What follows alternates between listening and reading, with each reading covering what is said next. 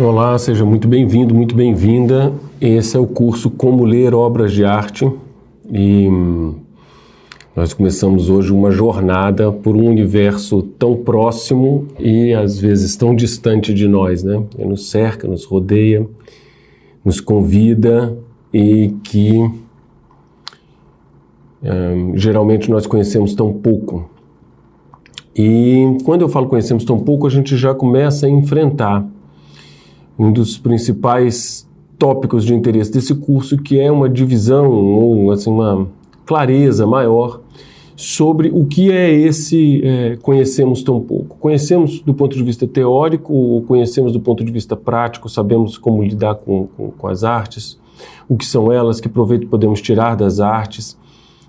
São várias, há uma unidade, há uma diversidade de linguagens. Essa diversidade de linguagens é uma diversidade de experiências distintas.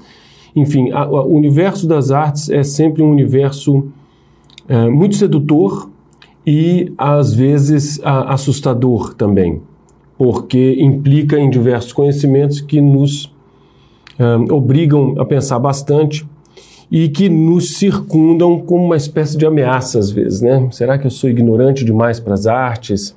Será que eu estou pronto para as artes? Elas são pura relação atávica ou sentimental, elas exigem um conhecimento teorético prévio para poderem ser compreendidas e fruídas. Bom, o curso vai tratar exatamente disso, só que com um viés, vamos dizer assim, mais focado, mais específico, porque o objetivo final desse curso é dar a você ferramentas de tirar o melhor da sua experiência com as obras de arte, particularmente com um ramo das obras de arte que é a pintura. O objetivo final desse curso é como você ampliar seu conhecimento, seu repertório, e como desenvolver técnicas e uma disposição adequada de espírito e da inteligência para compreender e interagir com as pinturas. A pintura é uma longa tradição, uma tradição maravilhosa, e ela não se resume só a um acervo de imagens ou de alegorias que a gente traduz para outros temas. Ela é, como a gente está já tratando aqui, uma arte, e, portanto, ela pede de nós modos específicos de disposição e de relacionamento com ela para que ela possa entregar, assim, não só o seu conteúdo, mas a sua experiência propriamente dita, né? Esse, inclusive, é um dos tópicos de maior interesse e que nós vamos enfrentar no curso, que é dessa relação entre forma e conteúdo, tentando compreender definitivamente se há essa diferença, qual ela é e como eu devo trabalhar com esses dois horizontes de uma obra, que são a sua forma e o seu conteúdo. Mas vamos devagar, porque há etapas para isso, para chegarmos lá. Pois bem, eu gosto de começar um curso, de fato, com uma interpretação mais objetiva do seu título, né? Acho que um título diferente, por exemplo, das obras artísticas, que podem trazer para elas um elemento de mistério maior, um título de um curso tem que conseguir descrever, desde saída, aquilo a que se propõe e de alguma maneira já sugerir como será esse percurso. O nosso curso se chama Como Ler Obras de Arte. Há diversas implicações em cada uma dessas palavras e no encontro delas. E a gente começar por entender essas relações já é, de fato, uma introdução no conteúdo do curso. Quando a gente diz como, nós estamos pressupondo um processo, nós estamos pressupondo um modo, podemos dizer um método, uma maneira de fazer. Então, quando essa palavra aparece no título do curso, por suposto, você já pode esperar que nós vamos tratar de alguma coisa que, vamos dizer assim, seja prática. Algumas coisas que te deem caminho. Nós vamos apresentar possibilidades objetivas de fazer alguma coisa. Como todos os fazeres, esse não é diferente. Isso também implica um propósito, né? Não há como responder bem o que é o como fazer alguma coisa se você não tem uma clareza de propósito para o que você vai fazer aquilo. Não há um método que se explique por si mesmo sem estar baseado num propósito inteligente, real, verdadeiro, que justifique esse desenvolvimento de uma prática, de um modo de fazer, de um método, como eu estou dizendo aqui.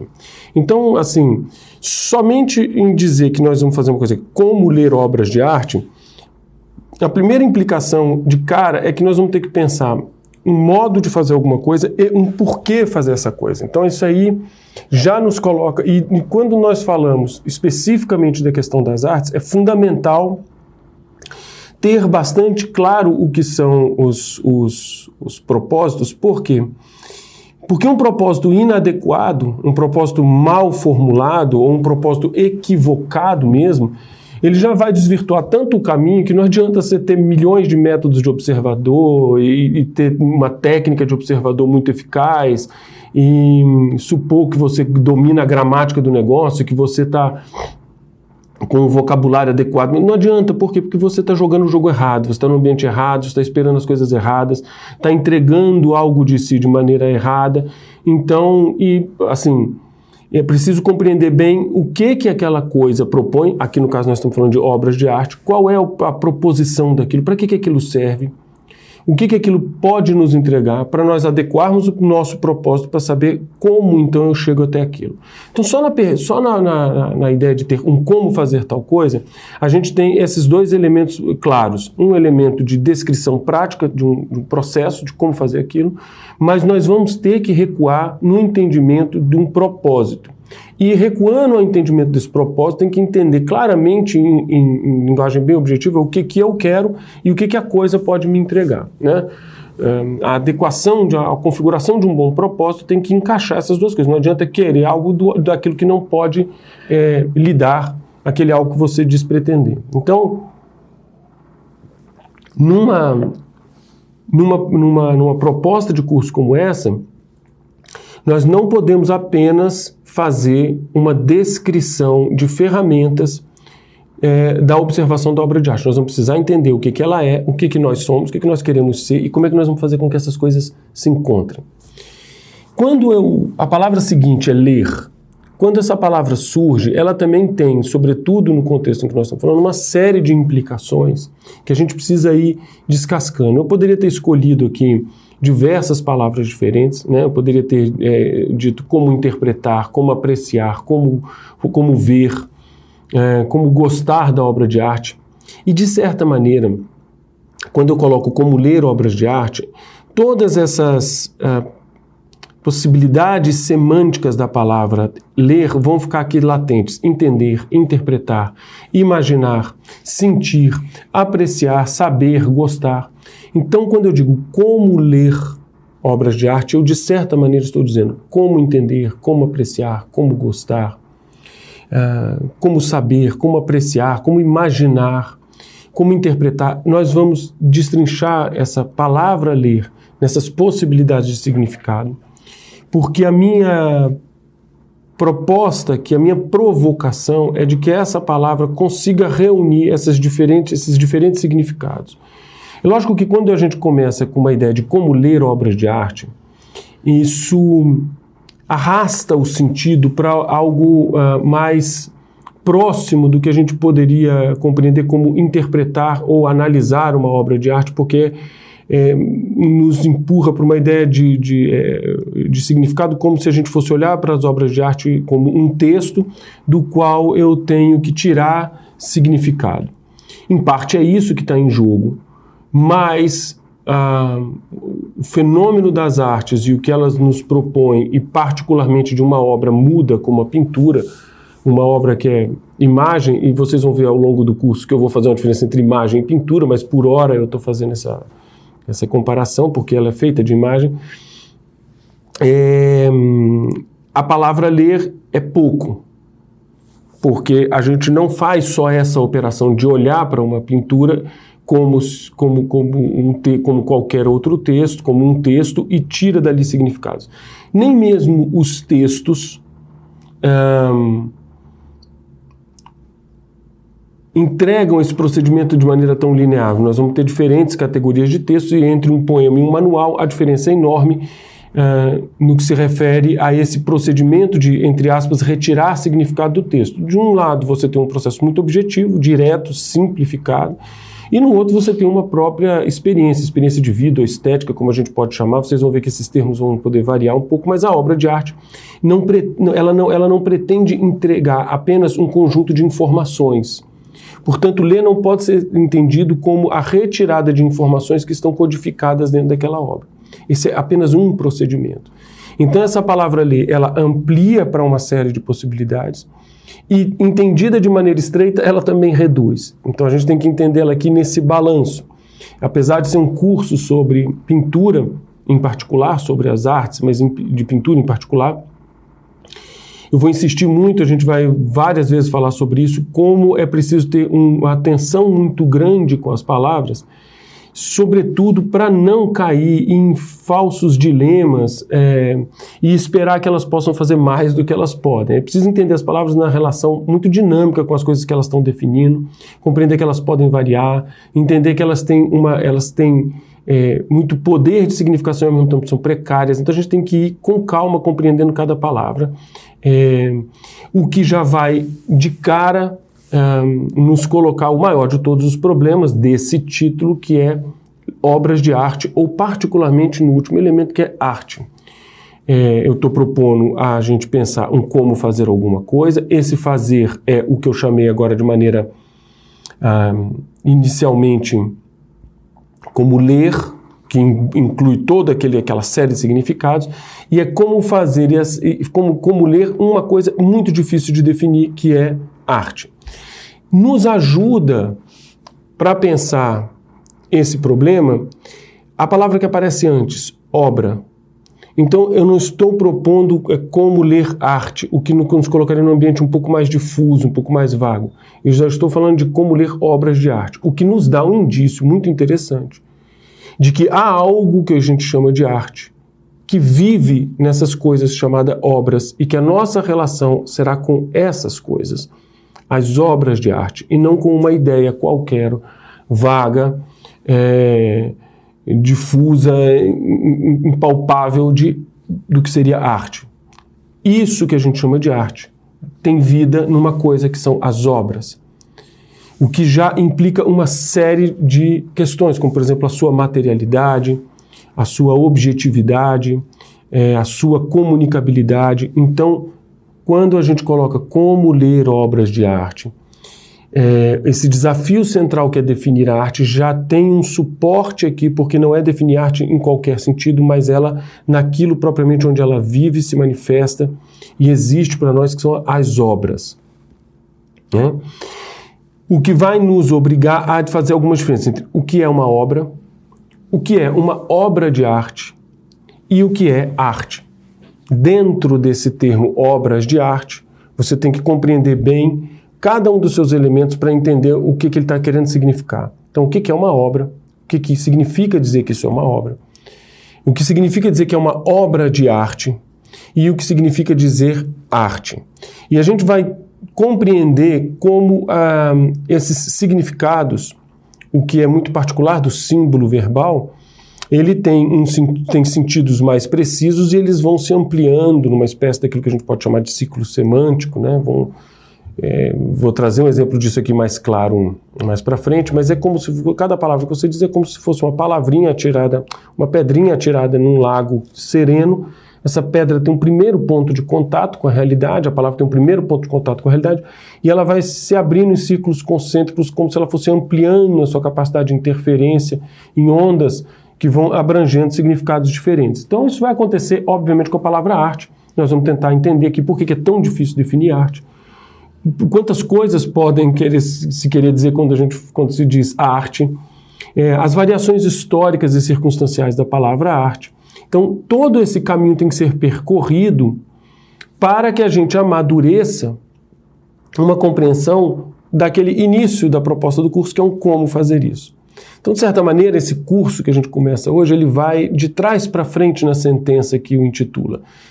A gente vai de como ler obras de arte, nós vamos primeiro ter que investigar o que é arte, o que são obras de arte, o que a gente chama de ler essas coisas particulares, ou seja, o que é interpretar, ou conviver, ou gostar, ou fruir uma obra de arte. O que são essas coisas para depois chegar num escopo, vamos dizer assim, mais técnico para o como. E aí sim a gente vai falar de questões assim, mais materiais da coisa, como compreender a própria gramática, a própria engenharia de uma obra de arte para você poder fazer, para você poder ter uma aproximação, vamos dizer assim, mais objetiva e mais técnica dessas coisas. Então, o que é uma linha, o que é a cor, qual é a diferença do tema, qual é a diferença entre símbolo e alegoria, perspectiva, tonalidade, temas cruciais da arte, como por exemplo a representação, o que é a representação, a diferença entre forma e conteúdo. Mas isso tem que brotar como ferramenta de alguém que compreendeu perfeitamente, ou mais perfeitamente, aquilo com que está lidando e o que espera daquilo com o qual vai lidar. Então essa é uma sequência de amadurecimento até chegar na técnica, né? Um curso Como Ler Obras de Arte, eu acho que falsifica a coisa quando ele começa pelos frutos que seriam as técnicas, para depois nascer o tronco, né? É o contrário a coisa, tem que dar raiz para o tronco até o fruto. A gente tem que compreender bem o que é a coisa, quem sou eu na relação com essa coisa, o que envolve toda a relação histórica do que essa coisa é, do que essa coisa foi, para depois chegar, vamos dizer assim, nos frutos, que são as técnicas de como aproveitá-la bem. Então, nessa primeira trajetória, nessas primeiras 3 aulas, nós vamos fazer essa abordagem, vamos dizer assim, mais filosófica da coisa, do que é a arte, com exemplos, e do que nós estamos vindo fazer aqui diante dela, né?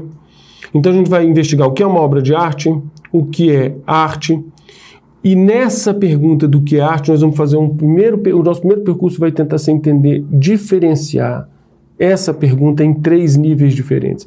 É o que foi a arte, ou seja, qual é a variação histórica da arte, o que os gregos chamavam de arte, ou não chamavam e faziam que parecia arte, ou poesia, é a mesma coisa que fazemos hoje.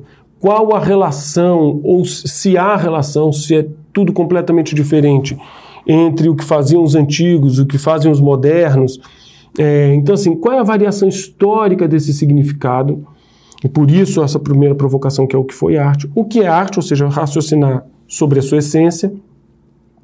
Quer dizer, apesar de todas as variações circunstanciais e históricas, há algo que eu posso chamar de essencial, algo que mesmo mudando de nome eu vejo de semelhante entre o Proust e o Ésquilo, ou entre algo, sei lá, uma música contemporânea com o que se fazia antigamente como música. São coisas que não têm nada a ver, eu só dou o mesmo nome arte, ou elas têm uma essência que está aí guardada e que mesmo mudando o nome, esse fenômeno continua guardando suas semelhanças fundamentais. E nós vamos ter que pensar o que são as artes, porque, voltando um passo atrás, a gente está vendo que você pode ter uma coisa chamada arte, e você tem as artes, o teatro, a literatura, ou a poesia, a pintura, a escultura, a dança. Então, assim, compreender o que cada uma dessas tem de específico e compreender o que elas têm de semelhante, de igual. São frutos diferentes da mesma árvore ou são coisas completamente diferentes? Uma coisa certa a gente já de cara tem que entender. Elas têm uma proposição material sensível para cada um dos seus espectadores, tão especial, que é preciso, voltando para o título do curso, para cada uma, um como específico. Então, assim, não tem o como ouvir música, é algo diferente do como ver a pintura e é algo diferente do como ler literatura. Se não por outro motivo, porque cada uma dessas artes impõe limites e possibilidades que estão contidos na sua matéria-prima. Uma coisa é feita de som, outra coisa é feita de imagem, outra coisa é feita de palavra. Então, vamos dizer assim, a limitação material de cada obra de arte já coloca no nosso cardápio possibilidades de relação diferente com as suas obras. E a gente, para compreender, então, começar a fazer esse trajeto, né, compreendendo esse painel geral, o primeiro desafio da gente é começar a tentar pegar essa diferença e essa semelhança entre as artes e a arte, ou seja, tentar captar, tentar compreender, na verdade, essa essencialidade e esses acidentes, ou essas circunstâncias, ou essas diferentes linguagens que se compõem as artes. Fazer uma investigação mais, vamos dizer assim, detida sobre a história dessa palavra, que é bastante conhecida. O que eu vou dizer aqui agora não é nenhuma novidade, nem nada, mas ela ajuda a gente a pensar tanto o que mudou historicamente para o que eu chamo de arte, quanto o que permaneceu.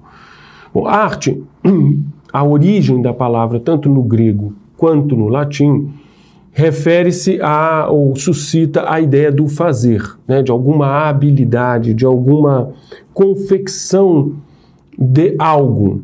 Então, o fazer, que está na palavra ars, ou que está na palavra techne, e que estão na origem dessa palavra, serão muito importantes para que a gente entenda ainda hoje tanto a arte como essência, como eu estou chamando aqui, tanto como as modificações do que a arte foi se tornando ao longo do período. Então, tem algo que permanece e algo justamente por ser uma técnica e um fazer que foi sendo transformado. Mas eu queria falar para vocês aqui antes uma lista de palavras que, vamos dizer assim, orbitam em torno dessa origem do ars e da techne, que curiosamente, mesmo significando coisas diferentes no universo do histórico antigo e hoje, vão carregar a essência do que é a arte. Essência essa que ela é tão nítida através dessas palavras que ela permitiria, não é o tema do que nós vamos tratar aqui, mas ela permitiria compreender o mal-estar que nós temos, inclusive, com a arte contemporânea, ou com parte da arte contemporânea. Então, quando a gente fala de arte ou técnica, fazendo essa recuperação do sentido histórico-etimológico da palavra, a gente vai pensar em habilidade, aptidão, talento, cuidado, composição, confecção, fatura, realização, jeito, perícia, criatividade. Um desdobramento, vamos dizer, metafórico disso muito interessante, que é muito usado para falar de crianças que são assim muito levadas, que é o travessura, as crianças travessas que fazem arte. Essa criança é muito arteira. Acho que hoje essa expressão está praticamente desaparecida, mas ela é uma expressão muito comum. As crianças muito arteiras, que faziam muita arte, travessura. Todas essas coisas já estão, obviamente, implicando uma ideia de... Lógico que nem tudo isso está resumido à questão da manufatura, mas a manufatura como metáfora, inclusive, de pegar algo e transformar em outra coisa, uma habilidade de transformação material. Lógico que isso poderá servir como metáfora, porque você também terá a arte de pensar, a arte que não está objetivamente vinculada a uma matéria. Mas todas elas já têm isso e elas começam a suscitar uma série de outros, como por exemplo a intenção, uma ideia de intencionalidade. Não é uma transformação à toa, não é um acidente simplesmente da matéria, ou não é algo que eu controlei, mas algo que de certa maneira eu intencionei. Eu peguei determinada coisa, exerci determinados procedimentos sobre essa coisa, seja a argila, seja a cor, seja o discurso humano, manuseei essa coisa de determinado modo até que ela pudesse se transformar em outra coisa, ganhando valor e significado diferente.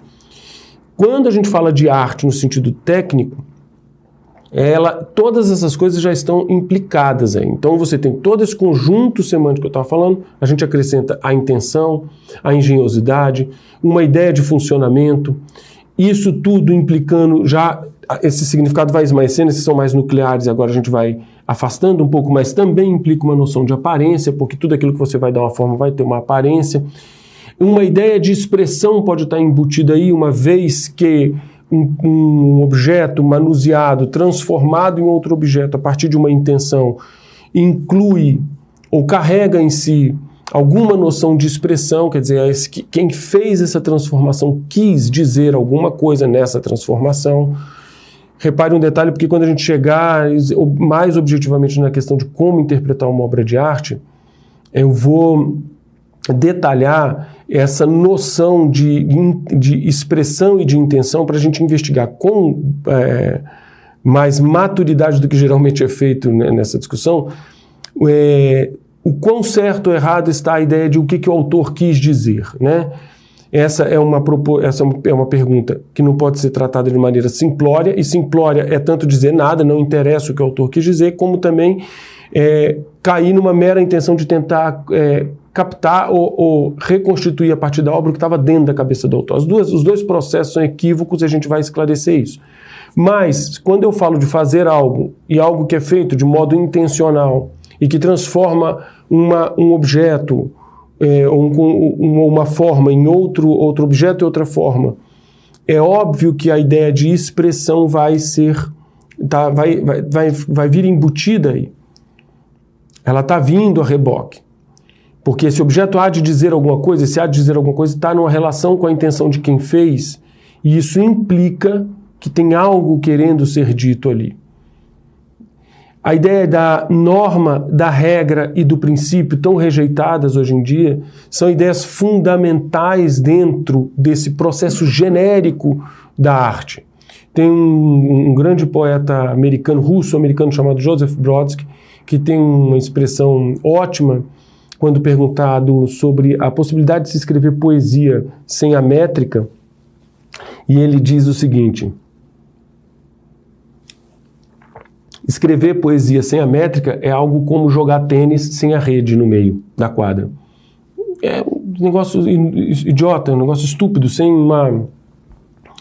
perde toda a lógica da coisa e perde o próprio tênis, deixa de ser tênis. Pode virar outra coisa, pode virar até uma coisa melhor, sei lá, mas deixa de ser tênis. Não estou dizendo que a poesia sem métrica deixa de ser poesia, isso é uma outra discussão, nós não vamos entrar nela aqui agora. O nosso foco não é a poesia aqui, objetivamente, a arte poética, mas o que eu quero suscitar com você aqui é essa ideia de que, dentro do escopo bastante genérico que eu estou tratando ainda, que inclui tanto que é arte hoje quanto que foi o arte sempre, que é essa ideia do fazer algo, também vem a reboque a ideia de norma, de regra e de princípio. Para dar um exemplo muito simples, tá? Por exemplo, não é possível fazer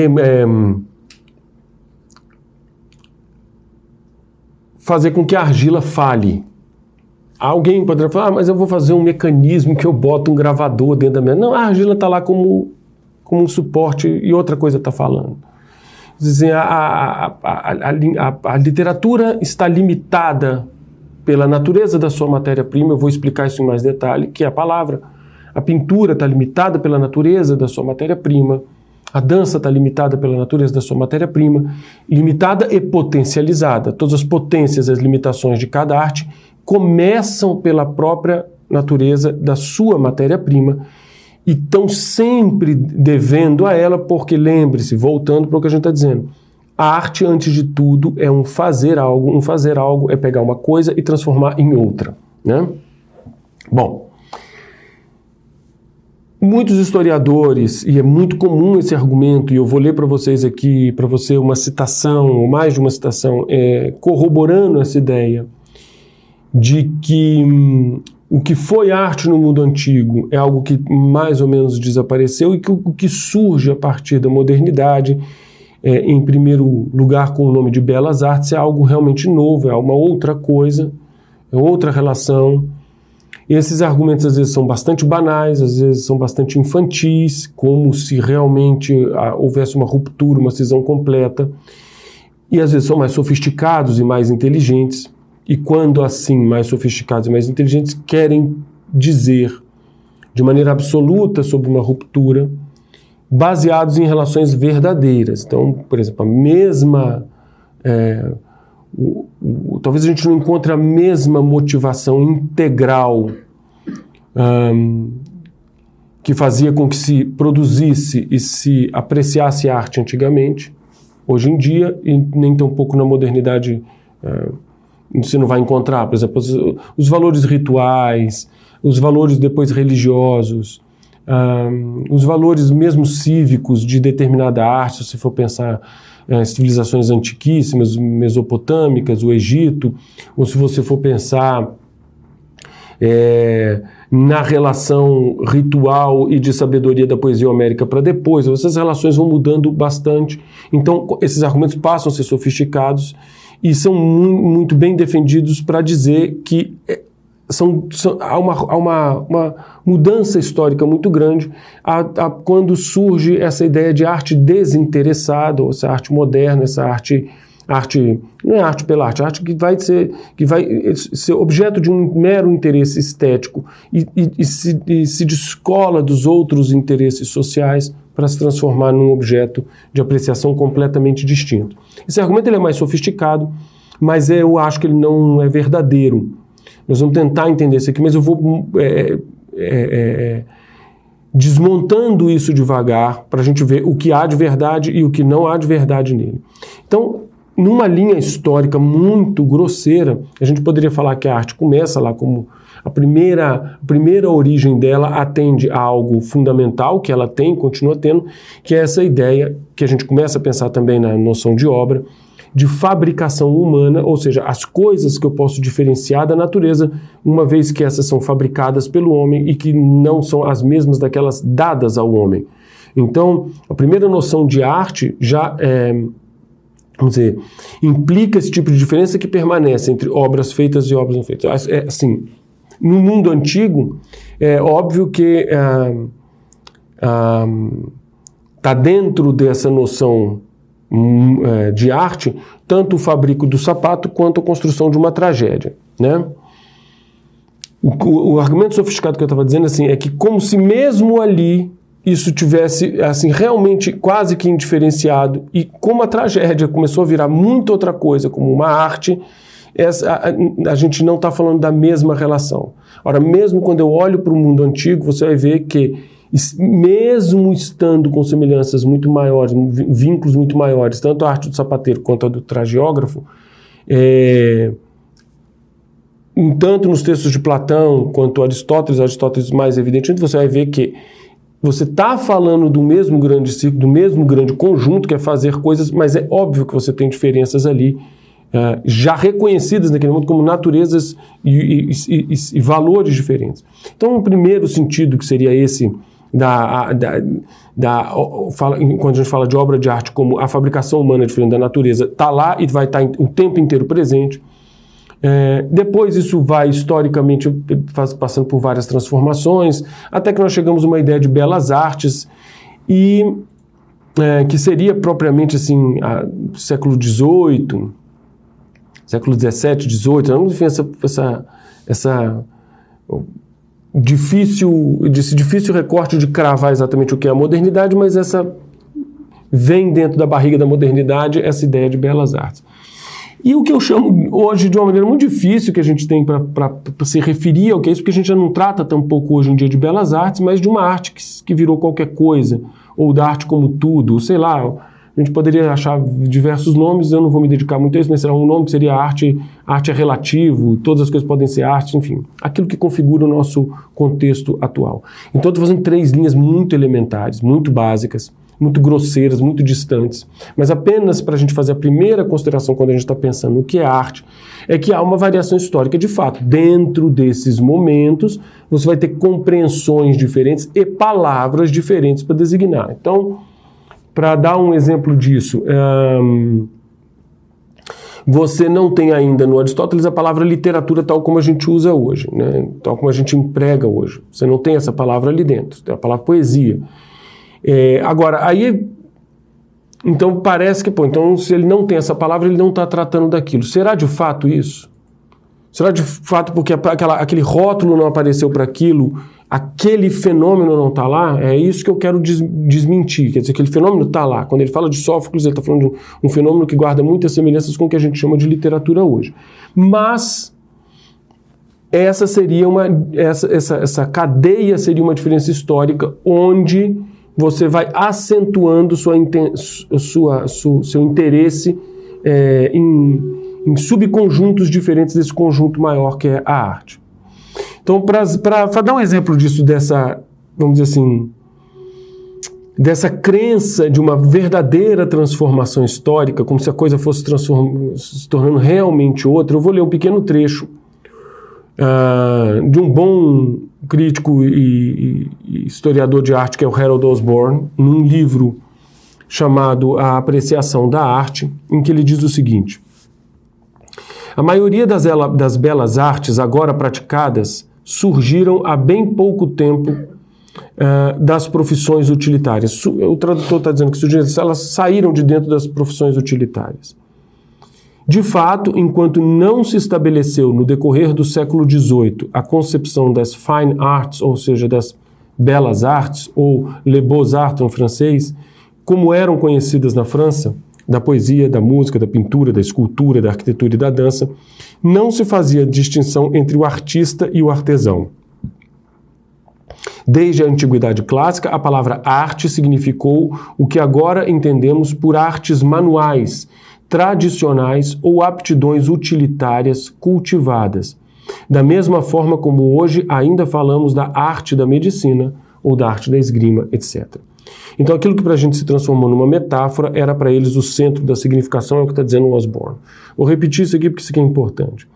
Desde a Antiguidade Clássica, a palavra arte significou o que agora entendemos por artes manuais, tradicionais ou aptidões utilitárias cultivadas, da mesma forma como hoje ainda falamos de arte da medicina, etc. Ou seja, o Osborne está confirmando aquilo que eu falei com argumentos mais sofisticados, com uma visão mais sofisticada da coisa, que se lá atrás você não tinha diferença entre artesão e artista, e uma diferença que surge depois, e nós hoje sabemos, assim, quase que imediatamente, a diferença entre o artesão e o artista, e nós sabemos isso muitas vezes por uma variação de valor, né? O artista tem uma obra, um produto mais sofisticado, um produto mais elevado dentro do mercado dos produtos simbólicos, e o artesão está numa categoria, vamos dizer assim, mais baixa. Repara como isso tem uma coisa interessante, né? Primeiro de tudo, assim, em parte essa ruptura entre o artesão e o artista, que é uma ruptura radicalizada pelo romantismo, em parte é o que nos confunde muito sobre a arte, porque levando a sério essa cisão completa entre os dois, eu realmente passo a acreditar que o artista não está dependente, não é um devedor daquilo que ele faz, ou seja, do seu artesanato, da sua artesania, da sua ars, do seu fazer, da sua técnica. Mas ele é em si algo que lhe dá esse valor artístico. É como se fosse a personalidade, a genialidade dele, o que ele é em si, enfim. E aí a gente começa a ter um problema imenso, que é esse subjetivismo muito aprofundado, que não me permite mais compreender, o que faz muitas vezes com que suma do horizonte qualquer relação objetiva com a obra, porque está sempre tudo na dimensão ou na esfera das expectativas e dos valores dessa subjetividade do artista. Então, assim, quando o Osborne diz isso, ele, para mim, aponta, sem estar falando disso objetivamente, um problema, que é esse problema da cisão entre arte e artesanato. E, ao mesmo tempo, desconsidera que, mesmo esses dois termos estando mais próximos na antiguidade, e mesmo que essa diferença fosse muito mais delicada e complexa, se você for acompanhar a obra de Platão, você vai ver isso, essa discussão está dentro da obra do Platão muito clara. Mas justamente tomando Platão como testemunha, seja na República, seja no Hípias, seja no Banquete, ou seja, a obra do Platão, tomando a obra do Platão como parâmetro, como testemunho, você vai ver que essa diferença entre o artesão e o artista, mesmo sendo mais estreita ali, mesmo sendo mais próximo a esses dois polos dentro do mundo antigo, essa diferença estava lá, porque o que Platão está discutindo é justamente o que fazer com um tipo de artesão que cria um produto mais problemático, mais ameaçador, mais mais valioso até em determinado sentido, né? O que fazer com o poeta, o que fazer com o tragediógrafo? Né? Então, assim, quando Platão está discutindo isso, e a gente tem uma notícia de que tudo bem, do ponto de vista conceitual, está certo que o artista e o artesão no mundo antigo estão mais misturados. O artista não tem esse valor destacado, ele não é uma celebridade como hoje em dia, né? Esse valor dele não está ali dessa maneira, mas se você acompanha a própria discussão do Platão, você vai ver que essa diferença já existe. Tanto é que o Platão, o livro 10 da República, não está discutindo o fazedor de potes, não é? Então, você tem uma diferença entre o músico, o poeta e o artista em sentido mais genérico, mais próximo do artesão.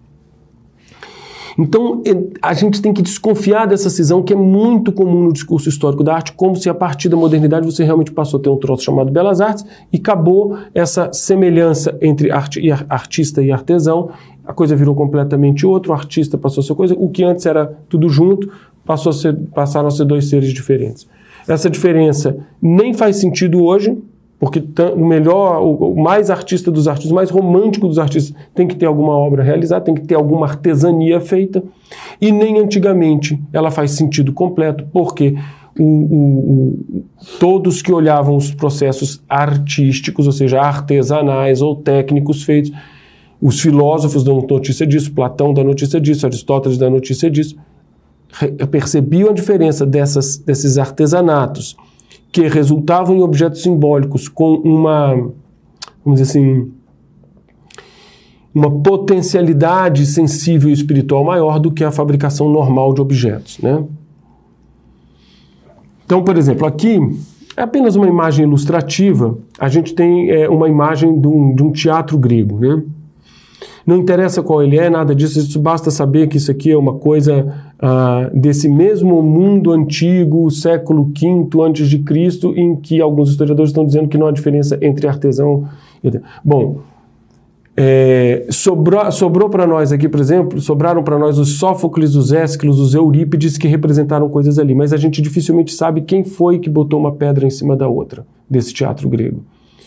Além disso, todo esse empenho em construir esse teatro grego para que acontecesse ali uma ars específica chamada tragédia, significa que você tem uma relação hierárquica entre o artesanato puro e simples reprodutível, o artesanato puro e simples e aquilo que a gente chama de arte.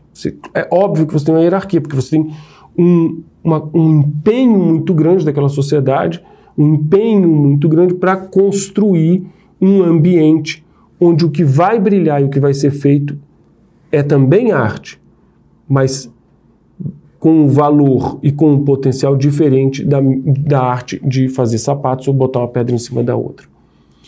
Entenda bem, com as semelhanças e as diferenças, mas o que eu quero dizer aqui é que, diferente do que dizem até alguns bons historiadores de arte, o valor da palavra vai mudando, mas não é verdade dizer que lá era uma única coisa e hoje ficou separado por conta dessa ideia de belas artes.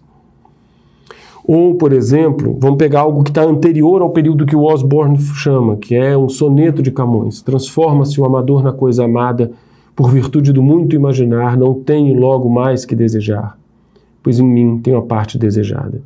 Quando Camões está fazendo isso aqui, é evidente que ele está fazendo algo que guarda toda a semelhança com o artesão. Ele está batendo prego, lixando, ele está emendando coisas que no caso são palavras, ele está fazendo um objeto, ele está construindo um objeto que poderá ser usado pelos outros, um objeto que poderá ter sua circulação própria. Entretanto, esse objeto tem uma nota diferente.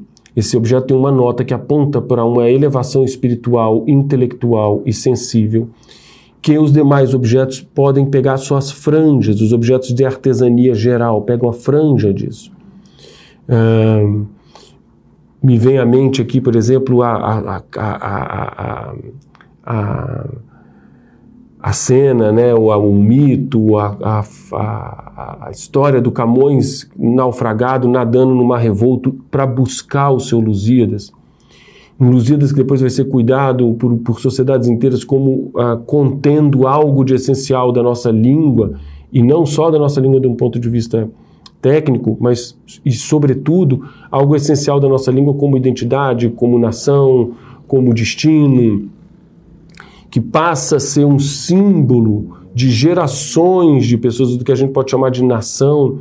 Então, é óbvio que esse objeto guarda semelhanças com qualquer objeto construído, mas, desde antes do que a gente poderia chamar de virada das belas artes, já com a nota de diferença, de valor, potencialidade acima do mero artesanato. Então aqui uma outra imagem anterior à do Osborne, eu nem vou comentar porque a gente não está fazendo aqui análise das obras de arte ainda, mas essas lamentações do Giotto e da Capela Scroveni, belíssima. Então quer dizer, toda aquela dedicação de Giotto para fazer os afrescos da Capela Scroveni, quando a gente olha essa imagem, a gente sabe que não é só a gente que está vendo isso. Giotto sabia, estava investindo, sim, em certa maneira, em fazer coisas no sentido plano da coisa, mas ele já sabia que estava produzindo algo de diferente, ele sabe disso. Ele já sabia que estava fazendo arte no sentido em que Osborne está falando que vai nascer só na modernidade. Ele sabia que estava fazendo, se eu puder adaptar o termo, que você compreenda bem que eu não estou dizendo que Giotto estava falando exatamente do que Osborne está chamando de belas artes, mas Giotto sabia que ele não estava fazendo só um artesanato, mas também, compreendendo essas nuances, belas artes. Ok? Bom, então essa é a primeira linha que a gente tem que entender quando está tentando entender a palavra arte, é que ela pode dizer várias coisas naqueles campos semânticos, então a gente tem que ir separando. A arte quer dizer uma travessura. Também pode ser, mas a gente sabe que não está tratando disso, então a gente vai limpando a palavra para tentar, lembra como eu falei daquele exemplo de uma palavra, como ela tem um sentido denotativo, que é o pontinho onde ela encosta na realidade, o seu sentido que indica algo mais objetivo, e ela vai se desdobrando no seu processo metafórico. A gente está em busca de achar esse pontinho. E considerando todos esses ciclos semânticos que vão se abrindo a partir do ponto arte.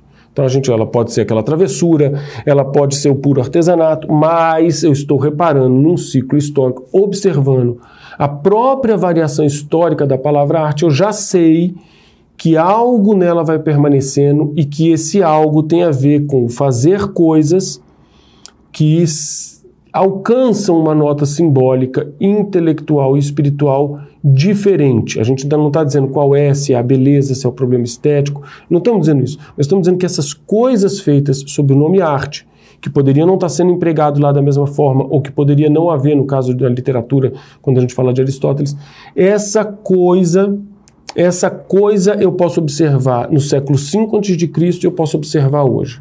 Então tem algo que vai permanecendo. Quando a gente começa a pensar nesse algo, começa a tentar dar forma a ele, tentar definir num conceito explícito o que é arte, a gente começa a bater numa dificuldade muito grande. Eu separei aqui outra citação do Moritz Weitz, que fala num livro chamado O Papel da Teoria na Estética. É importante porque eu trouxe essa citação porque ele é muito influente. Ele diz o seguinte: o que eu defendo é, portanto, que o próprio caráter expansivo e aventuroso da arte, as suas mutações e criações inovadoras, quando ele diz aqui as suas mutações, eu entendo também que ele está se referindo, porque ele está dizendo isso no restante do artigo, as mutações históricas, não só as mutações circunstanciais, tá? Ela vai se transformando hoje em muitas coisas, ela vai se desdobrando em várias outras coisas. Então, por exemplo, você começa a ter a performance e outras formas de arte, etc. Então, mas ele está falando também das mutações históricas. Isso é tão presente que tornam logicamente impossível assegurar qualquer conjunto de propriedades definidoras. Vou repetir. O que eu defendo é Morris Weitz. O que eu defendo é, portanto, que o próprio caráter expansivo e aventuroso da arte, repara como tem até uma contradição, porque tem algo que está no caráter dela, tem algo que está lá no centro dela, que dá essa expansividade e esse perfil aventuroso. É que isso, as suas mutações e criações inovadoras sempre presentes tornam, logicamente, impossível assegurar qualquer conjunto de propriedades definidoras. Por que eu estou trazendo isso aqui? Porque é esse problema que eu vou começar a enfrentar agora. É possível definir o que é arte? A gente consegue achar, ao contrário do que ele está dizendo aqui, um conjunto de propriedades definidoras? Ou é impossível definir a arte porque ela está variando o tempo inteiro? No próprio explicação do Morris Weitz aqui é estranho, porque ele está dizendo que por essa natureza é impossível definir o que ela é, mas isso implica que ela tenha uma natureza. Então eu vou dobrar a aposta. Ele está dizendo, o que eu estou achando que ele está dizendo aqui é que ele não consegue definir. Mas deve haver uma definição, porque se há uma natureza que torna a coisa indefinível, é porque está uma natureza lá dentro. Lá dentro tem uma coisa. Então nós vamos tentar chegar nela. Mas antes disso, vamos passar por uma outra, vamos continuar a observar essa dificuldade. Se você for hoje em qualquer site, fizer uma pesquisa rápida sobre a definição de arte, a primeira coisa que você vai encontrar é algo parecido com o Weitz está dizendo ali. É impossível definir a arte. A arte é impossível de ser definida. O que tem muito a ver com o espírito da nossa época. É impossível definir a arte. Por isso que eu falei naquela sequência de 3 estágios, como sendo o nosso momento atual como o momento do tudo é relativo, ou da arte é qualquer coisa que se queira chamar de arte. Eu peneirei aqui, por exemplo, um texto retirado de um site chamado InfoEscola, assinado por uma professora que é mestre em artes visuais pela UDESC. E esse texto diz o seguinte: antes de nos perguntarmos o que é arte, talvez precisemos considerar que essa é uma questão sem resposta. Não podemos ter uma resposta objetiva para essa pergunta, já que, quando nos referimos à arte, estamos falando de uma área do conhecimento que é justamente o oposto disso. O universo da arte diz respeito, sobretudo, à subjetividade humana e, por isso, não se presta a uma resposta direta e assertiva, conforme encontramos em outras áreas do saber, tais como nas ciências exatas. Assim, conceitos como certo e errado não se aplicam à arte. Citaremos aqui o exemplo das artes visuais, como pinturas e esculturas, mas é preciso lembrar que dança, artes cênicas, música e literatura também são importantes linguagens artísticas. Bom, esse é um texto de fácil acesso, que uma pesquisa rápida, um dos primeiros que aparece numa pesquisa rápida na internet, eu imagino, não tenho os dados aqui, mas que a maioria dos estudantes brasileiros deve encontrar numa pesquisa rápida sobre o que é arte. Eu vou ler de novo, comentando um pouco mais em detalhe mais um tratamento dessa visão sobre a impossibilidade de se definir o que é arte. Antes de nos perguntarmos o que é arte, talvez precisemos considerar que essa é uma questão sem resposta. Eu não vou fazer comentários sobre o texto especificamente, do ponto de vista formal, não interessa aqui pra gente. Vou tentar entender o que está sendo dito e responder a isso. Então, assim, não sei porque ela está dizendo talvez precisemos, não estou falando que não vou considerar o texto, mas já fazendo um brevíssimo, não sei porque que talvez precisemos, se ela tem a certeza de que de fato não é possível ter essa resposta.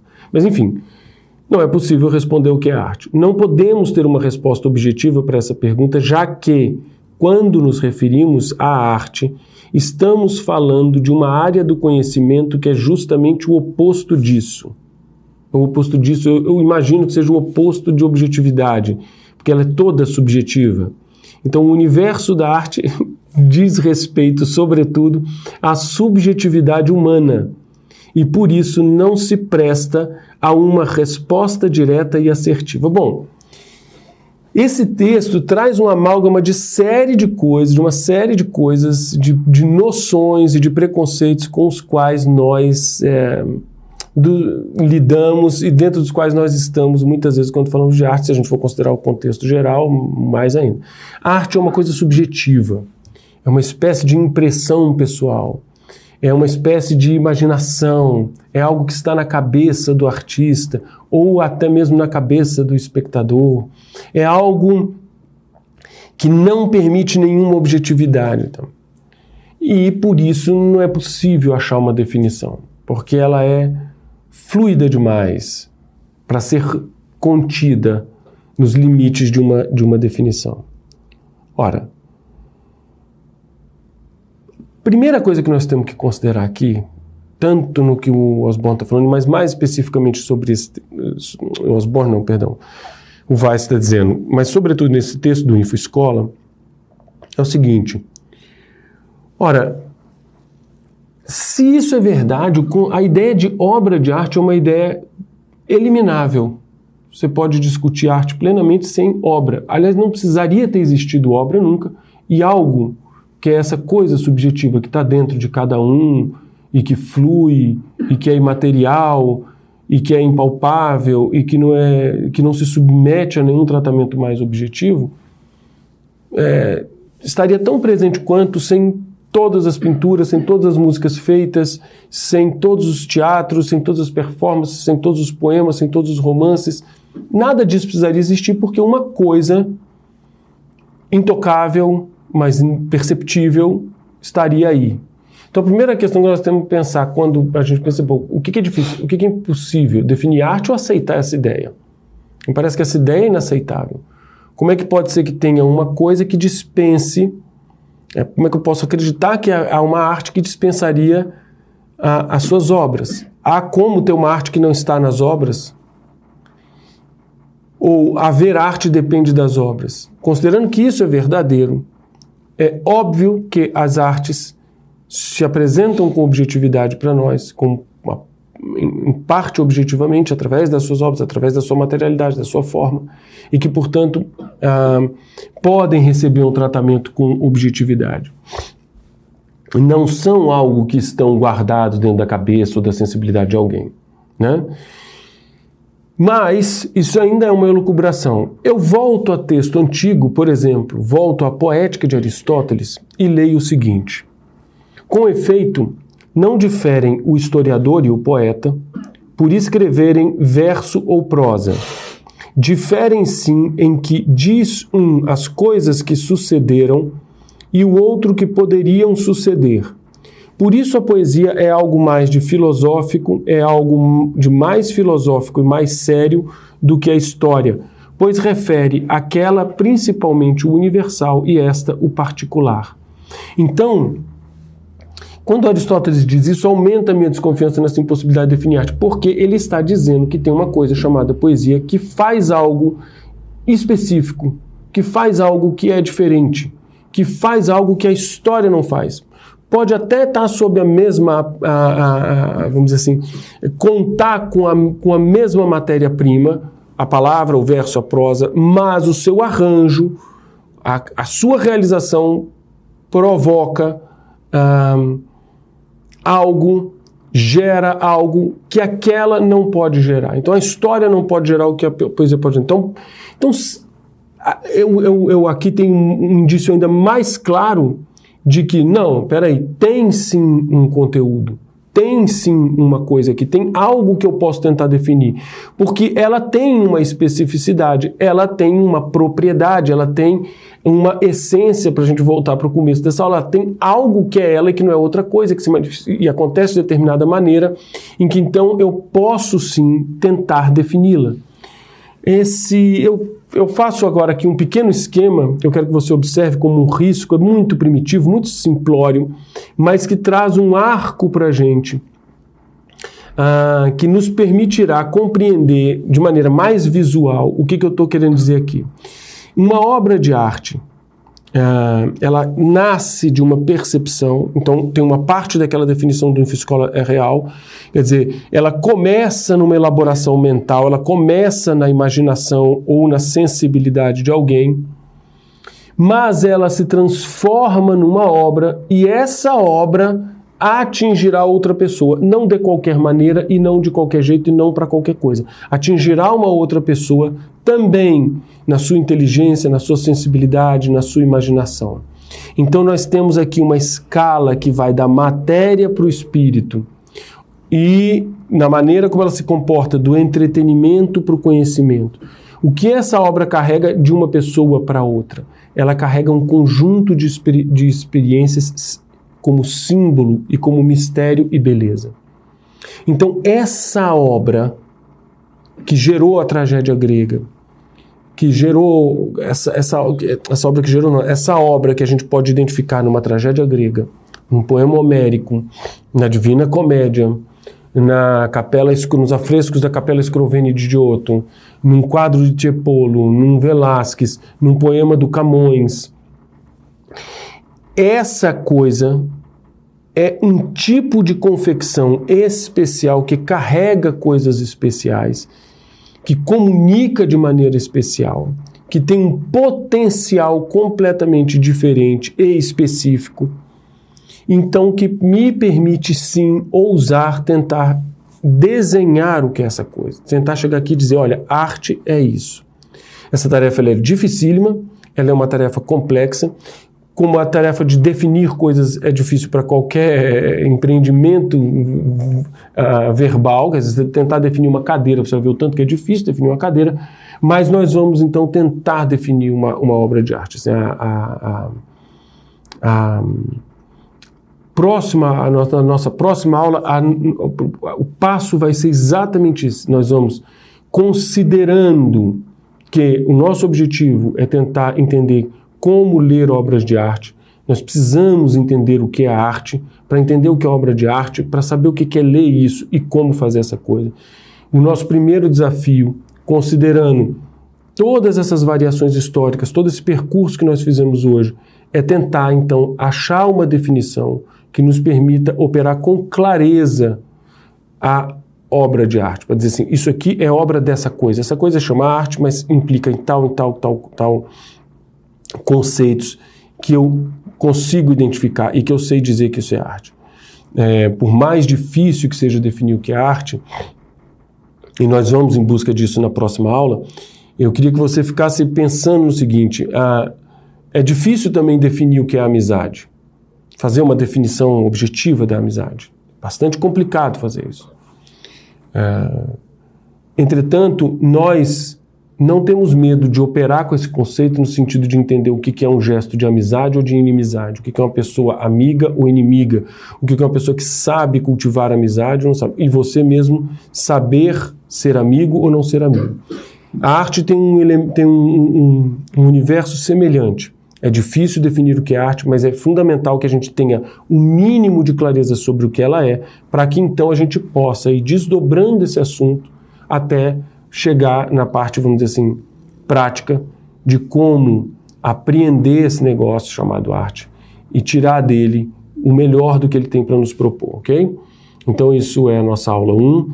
A gente volta com a aula 2 atacando diretamente esse conceito do que é arte. Até lá.